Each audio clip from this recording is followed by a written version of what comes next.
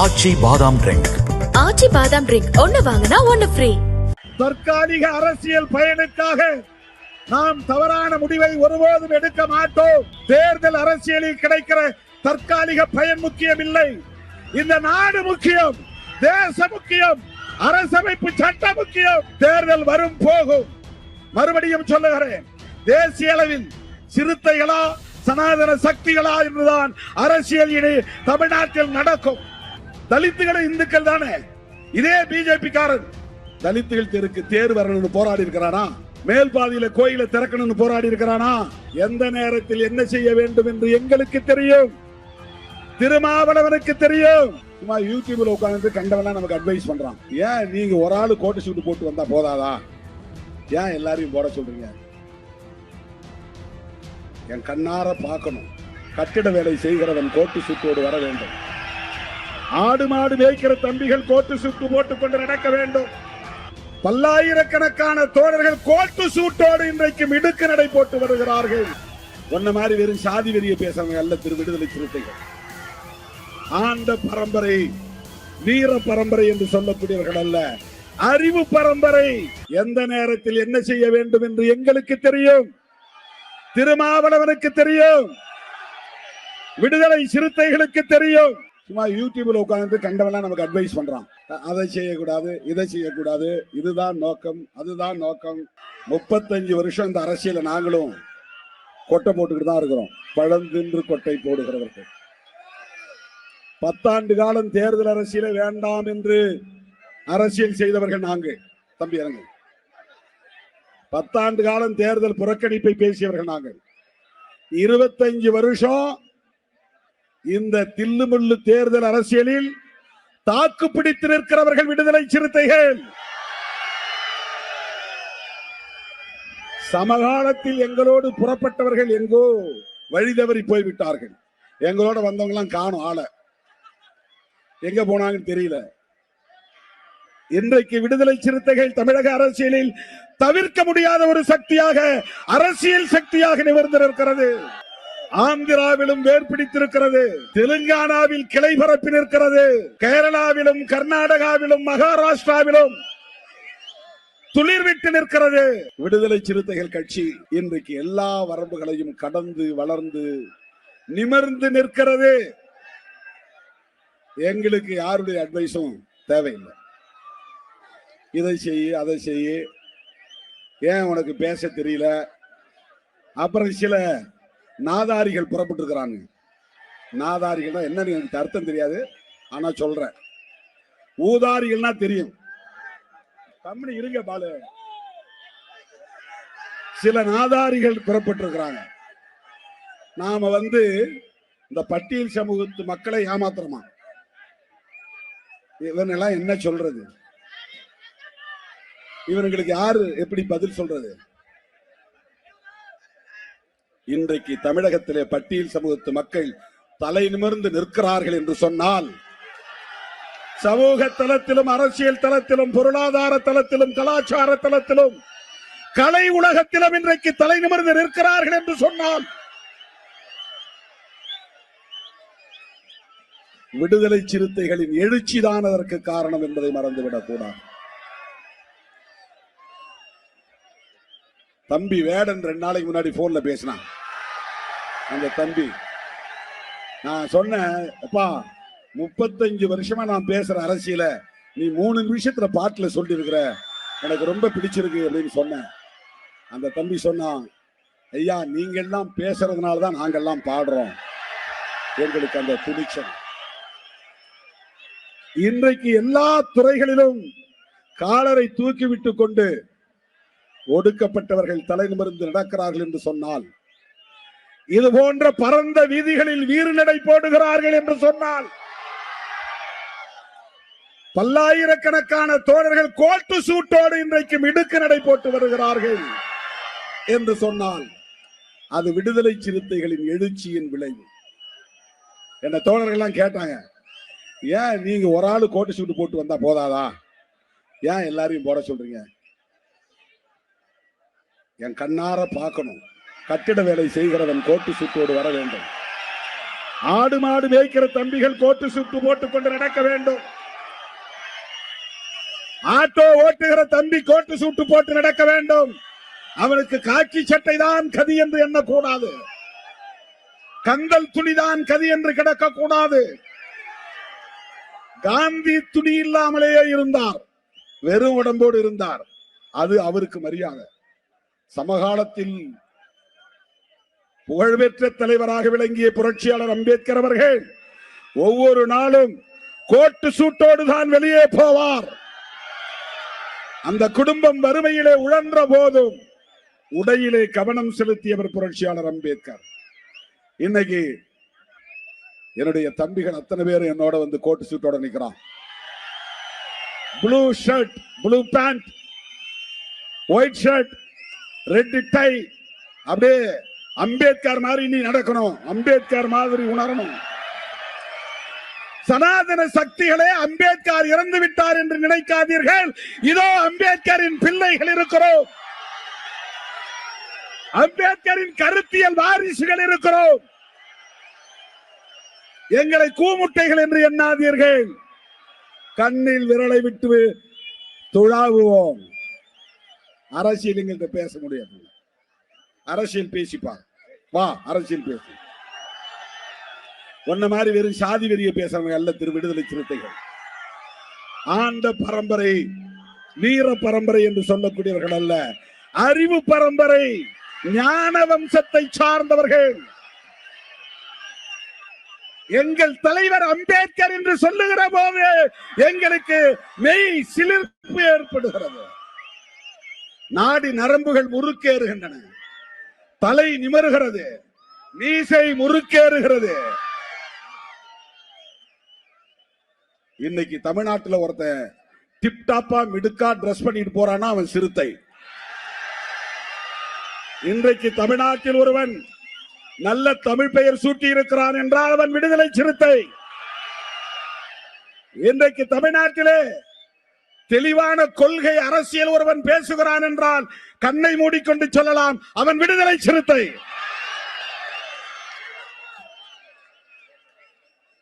எவ்வளவு தில்லுமுள்ளு அரசியல் என்பது உங்களுக்கு தெரியும். இதே திருச்சியில இந்த பேரணி நடத்துறதுக்கு முதல்ல அனுமதி இல்லைன்னு சொல்லிட்டாங்க.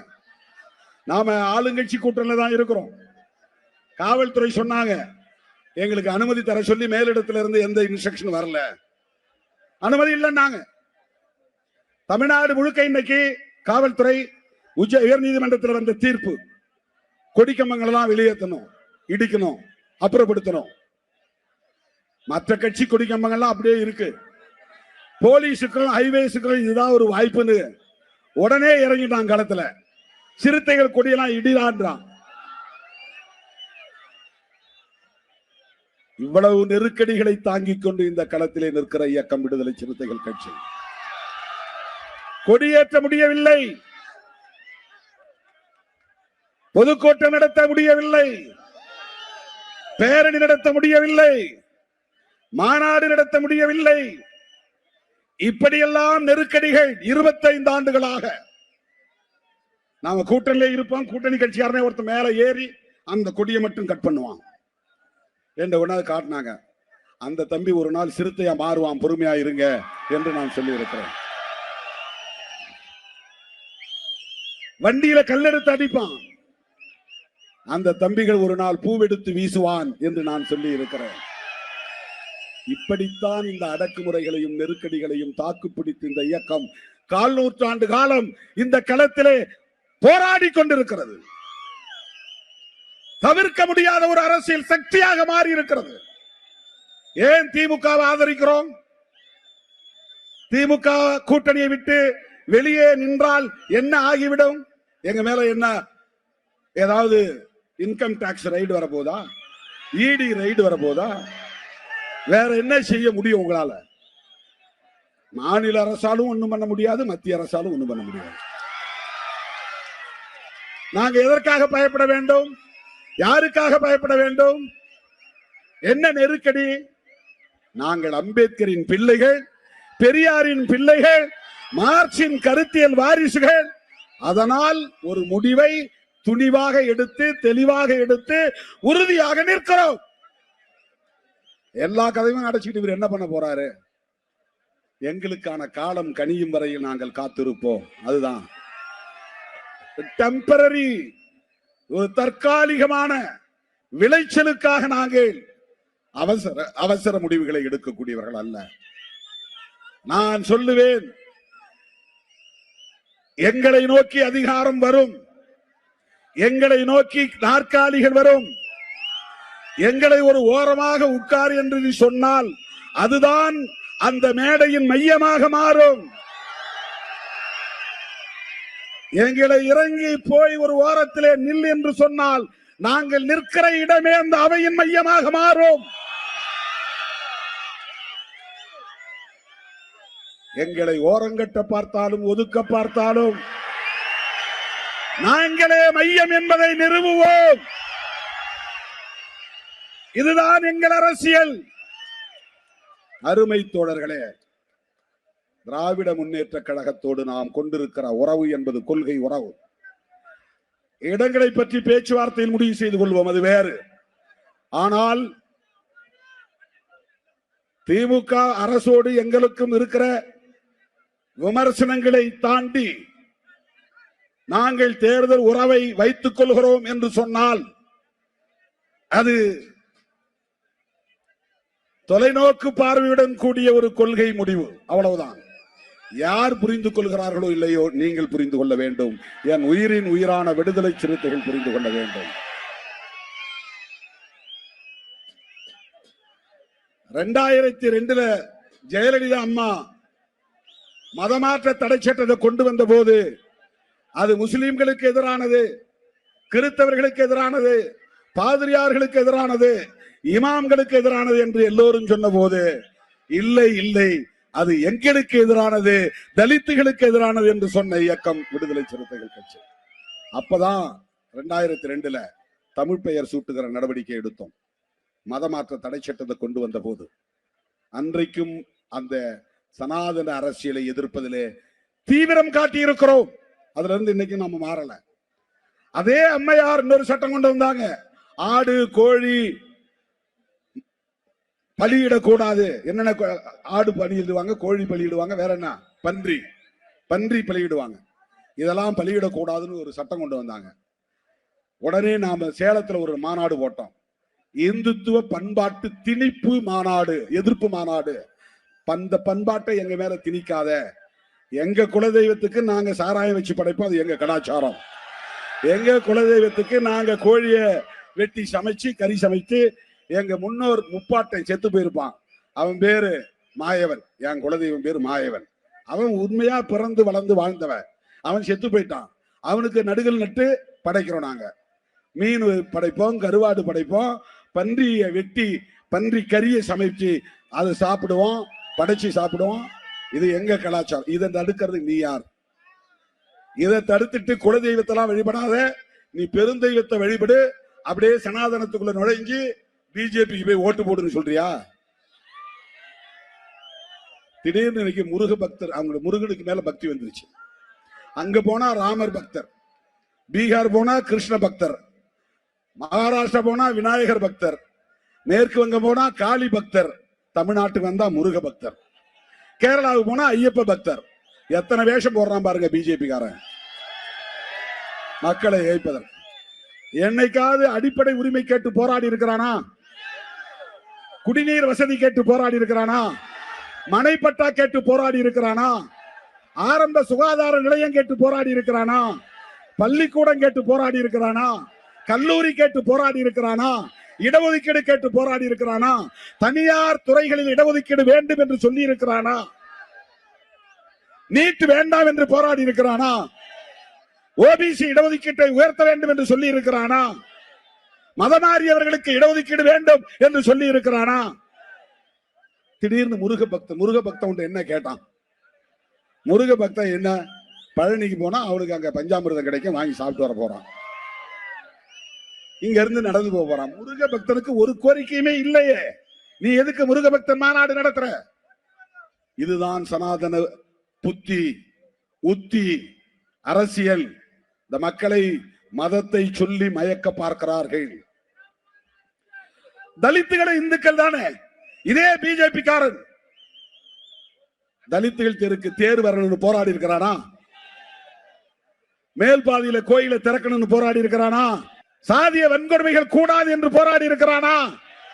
சேரிகளை கொளுத்தும் போது கண்டித்திருக்கிறானா? இங்க வேப்பந்தட்டில கோர்ட் ஜட்ஜ்மெண்ட் கொடுத்துட்டான், ஸ்டே கொடுத்துட்டான். ஒரு 100 மீட்டர் எஸ்சி தெருவுக்கு தேர் வரட்டும்ன்றான். முடியாதுன்னு கலெக்டர் சேர்ந்து தீர்மானம் போடுறான்.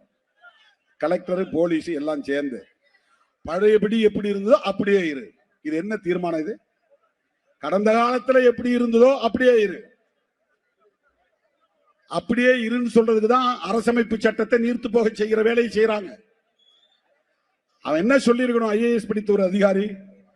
அந்த காலம் வேற. 1945க்கு முன்ன இருந்தது வேற. 1950க்கு முன்ன இருந்த இந்தியா வேற. 50க்கு பின்னால இருக்கிற இந்தியா அம்பேத்கர் இந்தியா. 50க்கு முன்னால இருந்த இந்தியா மனு இந்தியா. அது மனு இந்தியா. மனுவை வீழ்த்துவதற்கு புறப்பட்டு வந்தவர் தான் புரட்சியாளர் அம்பேத்கர். அவ எழுதின சட்டம் மனு சாஸ்திரம். புரட்சியாளர் அம்பேத்கர் எழுதின சட்டம் கான்ஸ்டிடியூஷன். 50க்கு பின்னால இருக்கிற இந்தியா அம்பேத்கர் இந்தியா. இந்த இந்தியாவில 100 மீட்டர் தேர கொண்டு வர மாட்டேன்னு நீ சொல்றனா, நீ எதுக்கு ஐஏஎஸ் படிச்ச? நீ எதுக்கு ஐபிஎஸ் படிச்ச? பாத்தீங்களா, இயற்கை நமக்கு ஒத்துழைப்பு தருதா இல்லையா? போயிருச்சு. நீங்க டிவைடர்ல ஏறதுனால தான் லைட் எல்லாம் கட் பண்ணிட்டாங்க. இல்லைன்னா லைட் நமக்கு வந்திருக்கும், வெளிச்சம் நல்லா இருந்திருக்கும். தோழர்களே, இப்படி தலித்துகள் இந்துக்களாக இருந்தாலும் கூட தலித்துகளின் உரிமைகளுக்காக போராடாதவர்கள் தான் பிஜேபி காரர்கள். அந்த பிஜேபியினுடைய செயல் திட்டத்தை நடைமுறைப்படுத்துறதுக்கு பல பேர் பல வேஷம் போடுறாங்க. பல பேர் பல வேஷம் போடுறாங்க. சில பேர் சினிமா புகழோடு வந்திருக்கிறாங்க. ஹீரோ என்கிற அந்த வேஷத்தோட வந்திருக்கிறாங்க. நாம எச்சரிக்கையா இருக்கணும். எல்லாம் என்ன சொல்றாங்கன்னா, இந்த எஸ்சி சமுதாயத்தை சார்ந்த இளைஞர்கள்லாம் அப்படியே சினிமாவுக்கு பின்னால போயிருவாங்க, சினிமா ஹீரோவுக்கு பின்னால போயிருவாங்க. நடக்குமா? ஏமாறுவீர்களா?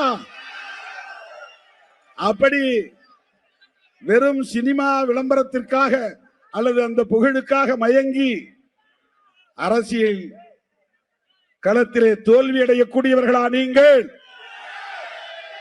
நான் சொன்ன அம்பேத்கரை ஏற்றுக்கொண்ட எவனும் எந்த விளம்பர மாயைக்கும் பணிய மாட்டான், விளைவோக மாட்டான். அம்பேத்கர் அரசியலே வேற. அதை அவங்களால புரிஞ்சுக்கவே முடியாது. இன்றைக்கும் அம்பேத்கர் சொன்னால் கோடி மக்கள் குரல் எழுப்புவார்கள், கூச்சல் எழுப்புவார்கள். இந்தியா முழுக்க, உலகம் முழுக்க சினிமாக்காரங்களுக்கு அந்தந்த ஏரியாவில தான் கோஷம் வரும், கூட்டம் வரும். அப்படின்னா அம்பேத்கர் 1,00,000 மடங்கு ஹீரோ. அவரு நீ 100 படத்துக்கு ஹீரோவா இருப்ப. அம்பேத்கர் இறந்தது 56. இன்னைக்கு நீங்க கலிபோர்னியாவில் போய் அம்பேத்கர் சொல்லுங்க, அப்படியே எழுந்திருப்பான் ஒரு 100 பேர். ஜெய் பீம், ஜெய் பீம் அப்படின்னு முழங்குவாங்க. இந்த முழக்கத்துக்கு எவ்வளவு பெரிய ஈர்ப்பு! 1,00,000 சூப்பர் ஸ்டாருக்கு சமமானவர் புரட்சியாளர் அம்பேத்கர். சூப்பர் ஸ்டார்னா தமிழ்நாட்டுக்குள்ள, சுப்ரீம் ஸ்டார் தமிழ்நாட்டுக்குள்ள, அல்டிமேட் ஸ்டார் தமிழ்நாட்டுக்குள்ள, நம்ம பவர் ஸ்டார் தமிழ்நாட்டுக்குள்ளதான். அம்பேத்கர் அதையெல்லாம் தாண்டிய ஸ்டார். அதுக்கு பேரே கிடையாது. அந்த அம்பேத்கரை தலைவராக ஏற்றுக்கொண்ட எம் உயிரின் உயிரான விடுதலை சிறுத்தைகள்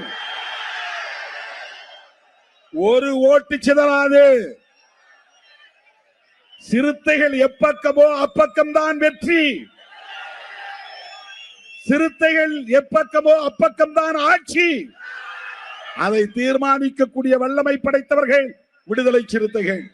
இதை நான் ஆணவத்தோடு சொல்லவில்லை, அகந்தையோடு சொல்லவில்லை, அரசியல் பேரத்திற்காக முன்னோட்டமாக சொல்லவில்லை, யதார்த்தத்தை சொல்லுகிறேன். அருமை தோழர்களே, அப்படிப்பட்ட இந்த இயக்கம் இன்றைக்கு தேர்தலை பற்றி கவலைப்படாமல் தேசத்தை பற்றி கவலைப்படுகிறது. அதுதான் இந்த பேரணி, அதற்கான சாட்சி தான் இந்த பேரணி. வாங்கன்னு தான் கூப்பிட்ட, எங்கிருந்துதான் இப்படி கிளம்பினீர்களோ இன்னும் வந்து கொண்டே இருக்கிறார்கள். காவல்துறை அங்கங்க மடக்கி வச்சிருக்கிறாங்க வண்டியை, உள்ள விடாதீங்க உள்ள விடாதீங்க உள்ள விடாதீங்க. திருச்சியே திணறி போயிரும், அது மீண்டு வருவதற்கு நேரமாகும். இப்ப நம்ம வெளியே போறதுக்கு 2 மணி நேரம் ஆகும். அதான் இப்ப அவங்களுக்கு இருக்க கவலை. பாதுகாப்பா நீங்க திரும்பி இன்னொரு பேரணி நடத்தணும். இப்படியே திரும்பவும் நீங்க மன்னார்புரம் போகணும், இப்படியே நடந்து போகணும். உங்க வண்டி எல்லாம் அங்கதான் வரும், இந்த பாலத்துக்கு கீழே. பஞ்சப்பூர்ல இருந்து வந்து தென் மாவட்டங்கள் வண்டி எல்லாம் இங்க வந்து மன்னார்புரத்துல நிற்கும், நீங்க ஏறி போயிடலாம். அந்த பக்கம் போனீங்கன்னா ஜி கார்னர் வட மாவட்ட வண்டிகள்லாம் வந்துடும். நீங்க திரும்ப இங்க இருந்து ஒரு 2 கிலோமீட்டர் நடக்கணும், மறுபடியும் பேரணி. தோழர்களே, நான் நிறைவுக்கு வருகிறேன். இந்த பேரணி ஒரு செய்தியை சொல்லுகிறது. என்ன செய்தியை சொல்லுகிறது என்றால், எல்லாவற்றையும் விட முதன்மையானது தேசம். 2026 தேர்தல், அதுல பேரம், அதுல சீட்டு, அதுல வெற்றி தோல்வி, அதையெல்லாம் விட, கூட்டணி கணக்குகள் எல்லாவற்றையும் விட தேசம் முதன்மையானது.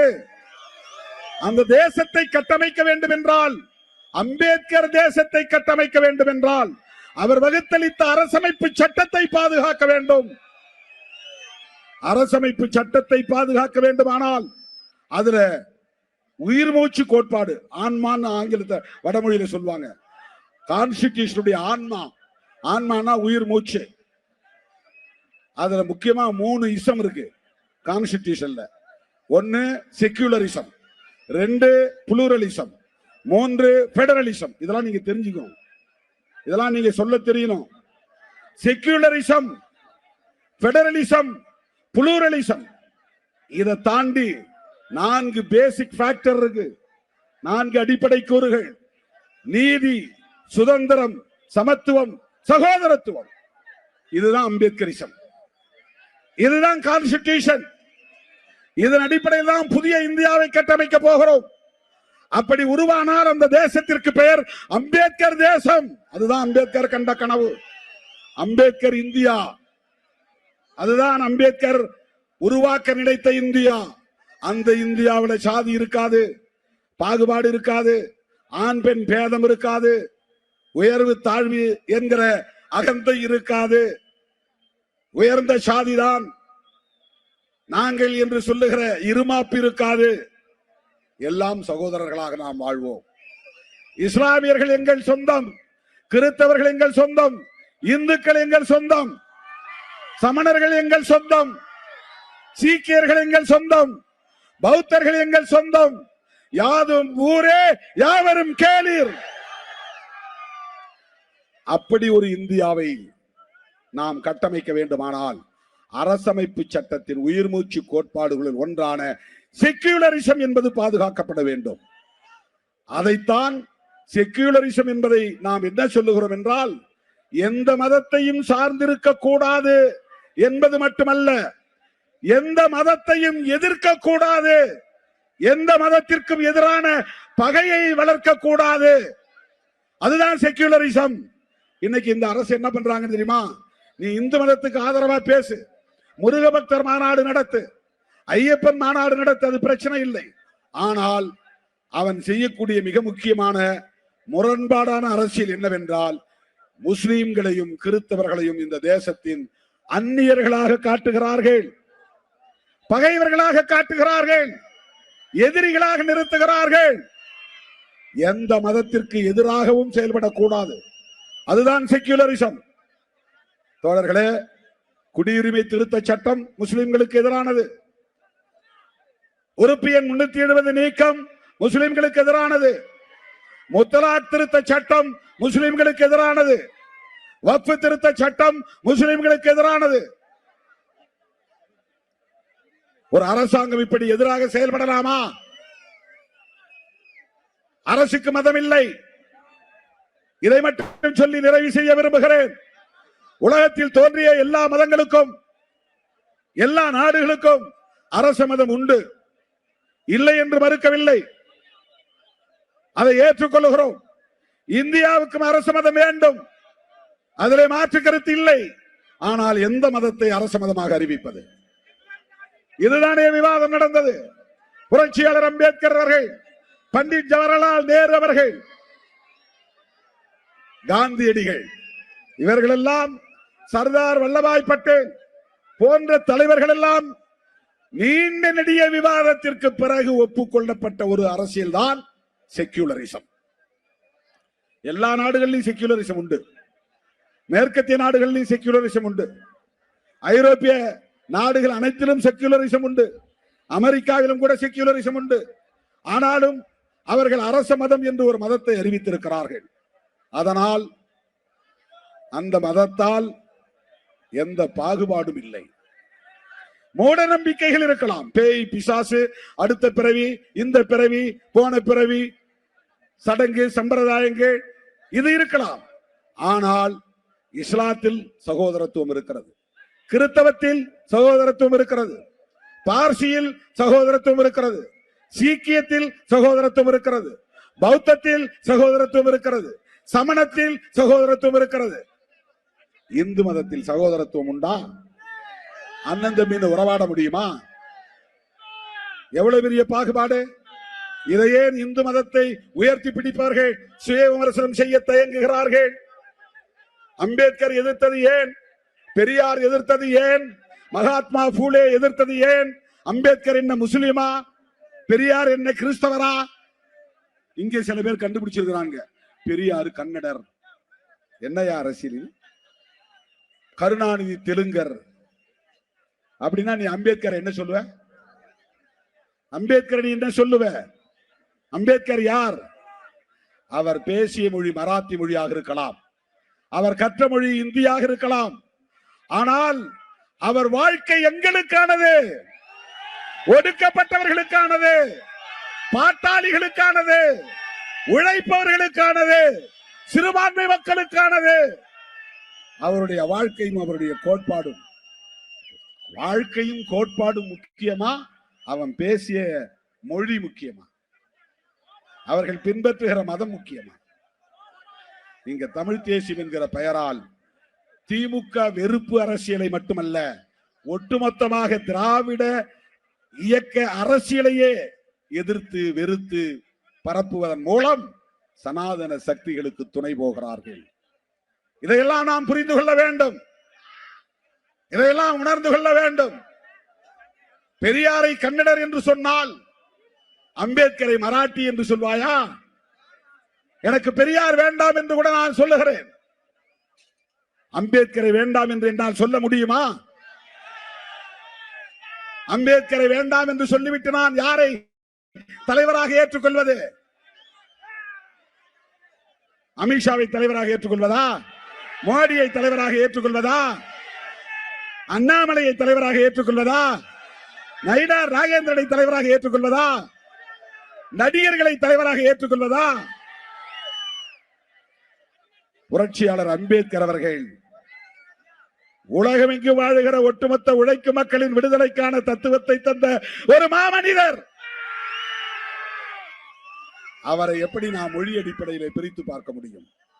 பெரியாரும் அம்பேத்கரும் நண்பர்கள், மகாத்மா பூலேவின் வாரிசுகள். துருவி துருவி போய் பார்த்தால் அவர்கள் அத்தனை பேரும் புத்தரின் வாரிசுகள். அம்பேத்கர் புதிய புத்தராக இந்த மண்ணிலே அவதாரம் எடுத்தார். அப்படிப்பட்ட அந்த மாமனிதரின் கொள்கை வழியிலே நாம்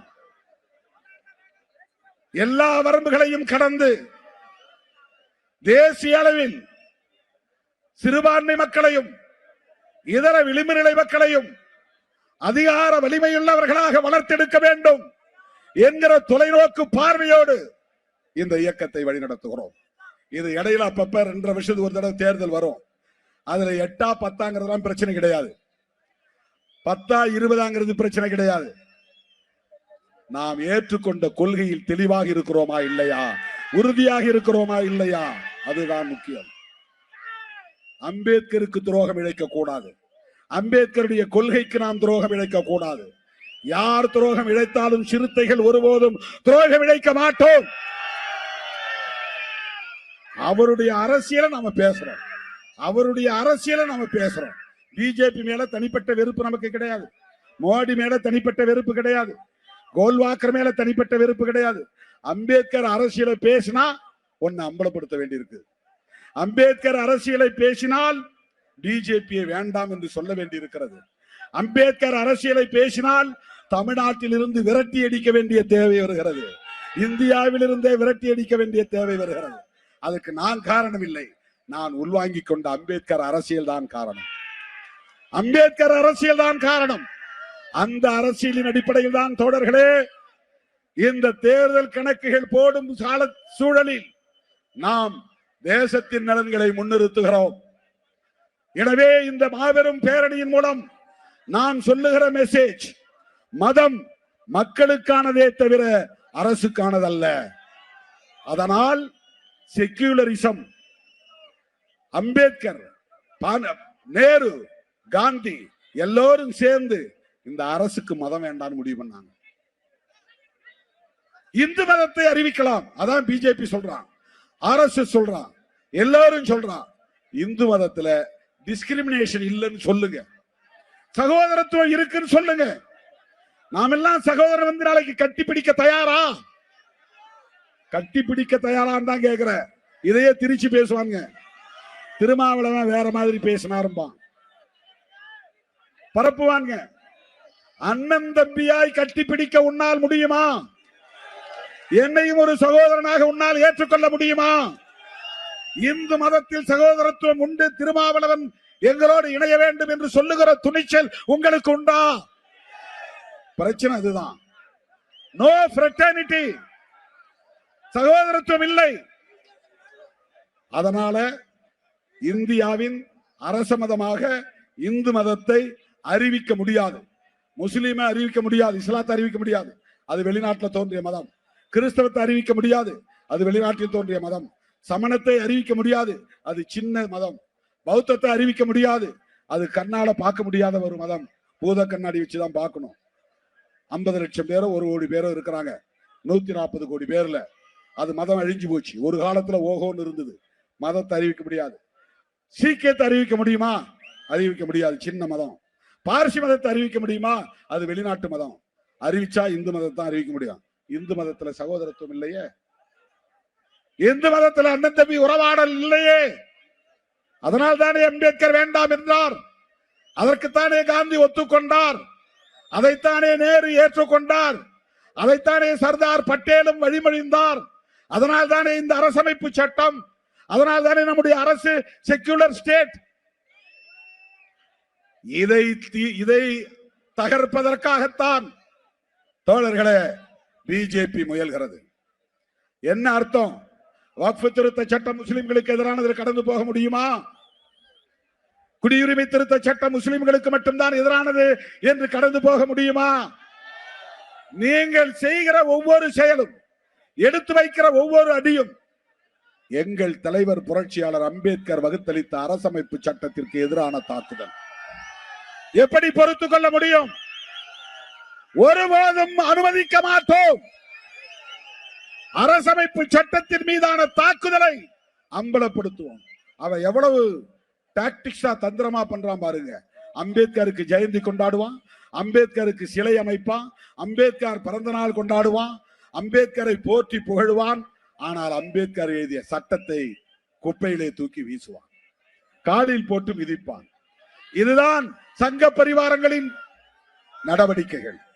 என் உயிரின் உயிரான விடுதலை சிறுத்தைகளே,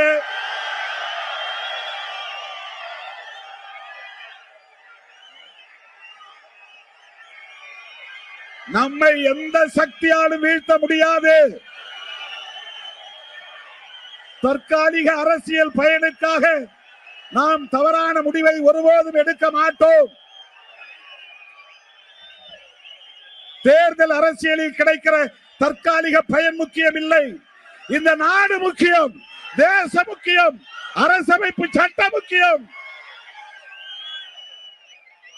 அதற்கான போராளிகளாக இந்த களத்தில் நிற்போம், அதற்கான போர்ப்படை வீரர்களாக இந்த களத்தில் நிற்போம். தேர்தல் வரும் போகும். மறுபடியும் சொல்லுகிறேன், தேசிய அளவில் சிறுத்தைகளா சனாதன சக்திகளா என்றுதான் அரசியல் இனி தமிழ்நாட்டில் நடக்கும். சனாதன சக்திகளா விடுதலை சிறுத்தைகளா என்ற அரசியல் தான் தமிழ்நாட்டில் நடக்கும்.